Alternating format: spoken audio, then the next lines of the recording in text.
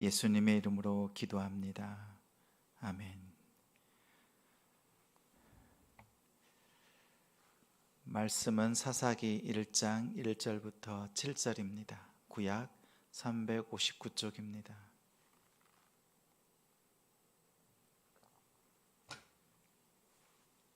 사사기 1장 1절부터 7절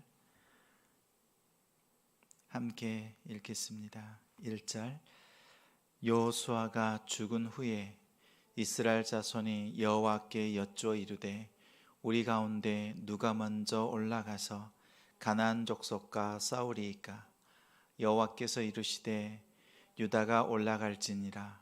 보라, 내가 이 땅을 그의 손에 넘겨 주었노라 하시니라.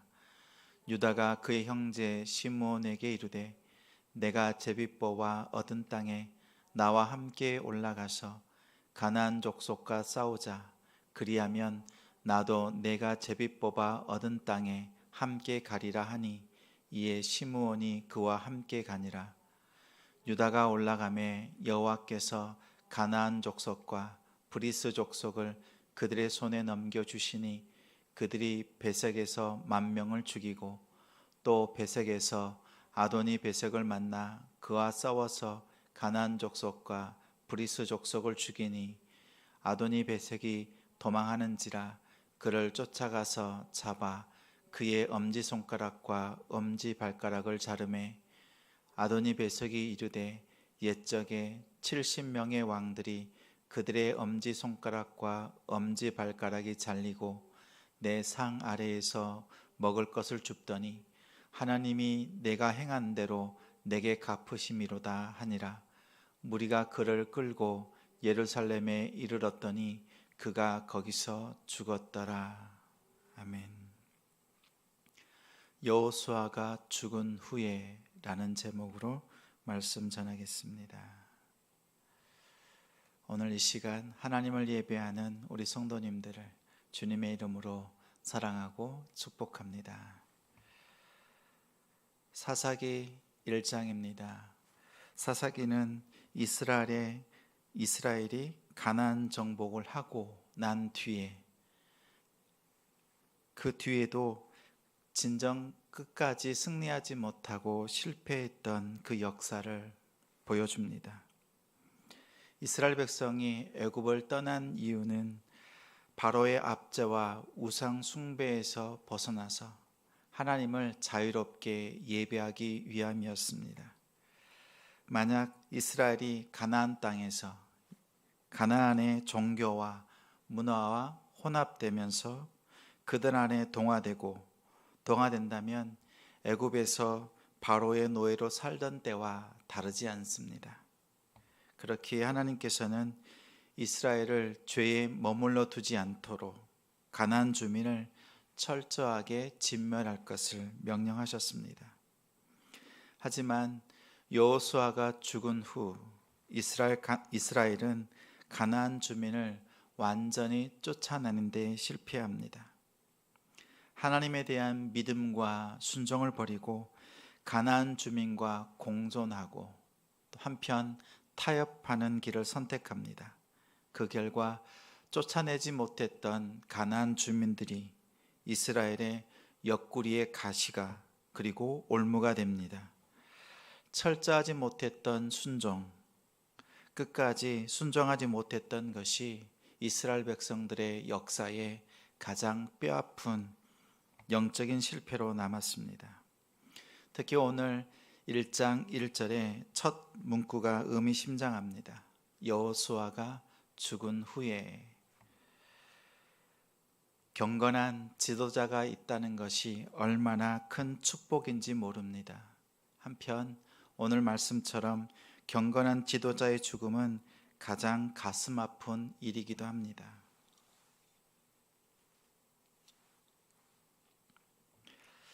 여호수아가 죽은 후에라고 시작하는 이 말의 뜻은 한 시대가 끝나고 또 다른 시대가 시작되었음을 알리는 신호입니다.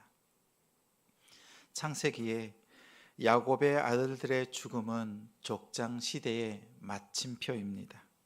모세의 죽음은 출애굽과 광야 시대의 마침표입니다. 모세의 종으로 시작되었던, 그러나 여호수아서 24장에는 여호와의 종으로 모든 사역을 마친 여호수아의 죽음은 가나안 정복의 마침표입니다. 가나안을 정복하고 하나님께서 배분해 주신 그 지파별로 배분해 주셨습니다. 이제 각 지파는 배분받은 그 땅에서 정착해야 합니다. 아직 남아있는 가나안 족속들을 쫓아내는 싸움, 그 사명이 각 지파에 남아 있습니다. 오늘 여호수아가 죽은 후에 오늘 본문에서는 두 가지를 우리는 찾고 우리의 삶에 돌아보는 귀한 말씀이 되기를 원합니다. 첫째는 맡은 사명을 잊지 말아야 합니다. 여호수아는 약속의 땅에 대한 그 하나님의 약속을 끝까지 온전히 믿었던 신실한 지도자였습니다. 그가 죽자 이스라엘은 하나님께 나아갑니다. 당시에 하나님 앞에 예배를 드렸던 성막에서 하나님께 묻고 누가 먼저 가나안 족속과 싸워야 하는지 그 뜻을 하나님께 묻습니다. 이스라엘 백성들이 이렇게 하나님께 물으면서 믿음으로 시작합니다. 지도자 여호수아의 죽음이 안타깝고 또 큰 어려움으로 다가오지만 여호수아의 죽음에도 불구하고 자신들에게 사명이 있음을 기억합니다. 여호수아는 마지막 순간에 여호와 하나님과 가나안 땅 둘 중에서 하나님을 선택하면서 마지막 유언을 남겼습니다. 나와 내 집은 오직 여호와만 섬기리라. 이 고백 앞에서 온 이스라엘은 한 마음으로 또한 고백했습니다. 모두 다 여호와만을 쫓겠다고 고백했습니다. 그 사명이 아직 그들의 마음속에 남아 있습니다. 사명에 깨어 있으면 위기와 시련이 닥쳐도 흔들리지 않습니다. 뜻밖의 예상하지 못했던 위기를 만났을 때도 그 사명을 붙들고 일어날 수 있습니다. 인생 가운데는 한순간 건강을 잃거나 갑작스런 경제적인 손실을 경험합니다. 믿었던 사람을 배신당하거나 또 사랑하는 사람을 먼저 보내기도 합니다. 하나님의 백성인 우리가 이런 갑작스런 위기나 시련을 어떻게 견뎌야 할까요? 갑자기 찾아온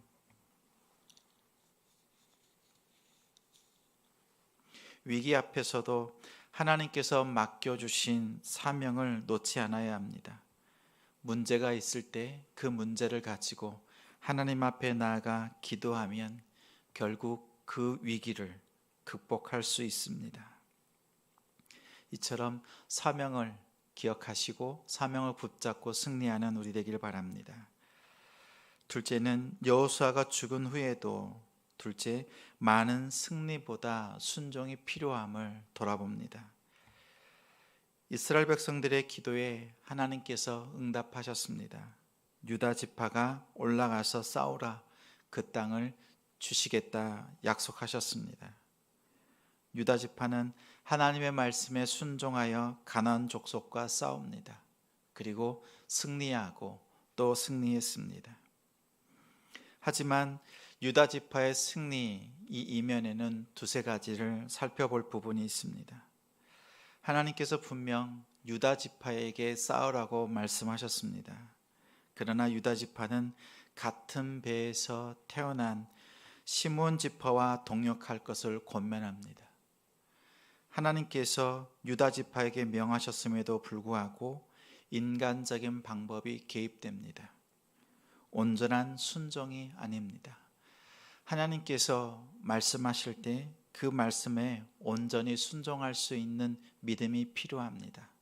분명 시므온 지파는 유다 지파 땅 그 가운데의 땅을 배분받았습니다. 또한 야곱에게 예언하셨던 그 축복의 말씀처럼 이제 시므온 지파는 유다 지파에 흡수 통합되기도 합니다. 그러나 오늘 1장 말씀에서 유다 지파의 온전한 순종의 모습이 보이지 않습니다. 두 번째는 아도니 베색, 그 이름의 뜻은 이러합니다. 베색의 주인이라는 뜻입니다. 베색의 왕이었던 그들의 풍습을 따라 처리합니다. 7절에 아도니 베색의 고백에 의하면 70명의 왕들이 아도니 베색 앞에서 엄지손가락과 엄지발가락을 잘린 것처럼 이스라엘 백성들은 아도니 베색을 똑같이 그렇게 치리했습니다. 하나님께서 내게 행한 대로 내게 갚으셨다. 자신이 행한 대로 갚으신 그 하나님을 기억하지만 이스라엘 백성들은 이방 나라 사람들이 승리했을 때 그들이 행한 대로 똑같이 행했습니다. 전쟁에 승리한 후에도 전쟁 전에 하나님 앞에 물었던 것처럼 하나님의 뜻을 묻고 하나님의 뜻대로 행했어야 합니다. 오늘 1장 7절에 이스라엘 백성들의 앞으로의 삶이 어떠할지를 보여줍니다. 하나님께서는 이스라엘 백성들이 가나안 땅 그들의 풍습과 우상 숭배를 따르지 않고 혼합되기를 원치 않으셨는데 1장에서부터 이스라엘 백성들은 가나안 땅 그들의 풍습을 따라서 또 그들의 행하는 대로 처리했습니다. 그리고 아도니 베색이 죽은 모습을 보면 이렇게 나옵니다. 예루살렘에 이르렀더니 그가 거기서 죽었더라. 학자들의 말에는 연구한 그 결과로 보면 죽었다라는 것은 원래는 죽였다. 이스라엘 백성들이 예루살렘에서 아도니 베색을 죽였다라고 기록해야 합니다. 그런데 아도니 베색이 거기서 죽었더라라는 표현은 죽인 것이 아니라 아도니 베색이 늙어서 죽은 것으로 보는 학자들의 연구도 있습니다. 만약 그렇다면 예루살렘에서 철저하게 가나안 땅 민족을 진멸하지 않았던 이스라엘 백성들의 모습, 유다의 모습을 발견합니다. 하나님께서 승리를 주셨음에도 불구하고 끝까지 순종하지 못했던 유다의 모습이 드러납니다. 승리한 후에도 또 일이 잘 되었을 때에도 순종의 자리를 떠나지 않고 그 믿음의 자리를 지킬 수 있는 우리가 되길 소망합니다. 말씀을 맺습니다. 여호수아가 죽은 후에도 첫째, 맡은 사명을 기억하고 그 사명을 붙들고 하나님 앞에 서는 우리 되길 소망합니다. 둘째는 많은 승리보다 더 중요한 것이 있습니다. 끝까지 하나님 앞에서 하나님의 방법대로 순종하는 그 믿음의 삶이 중요합니다. 여호수아가 죽은 그 위기와 시련, 그 아픔이 있지만 하나님 앞에서 사명을 붙들고 순종으로 살아가는 우리 삶에 여러 가지 어려움과 위기가 닥쳤을 때에도 사명과 순종으로 살아내는 오늘 하루가 되길 우리 주님의 이름으로 축원합니다. 우리 함께 기도하겠습니다.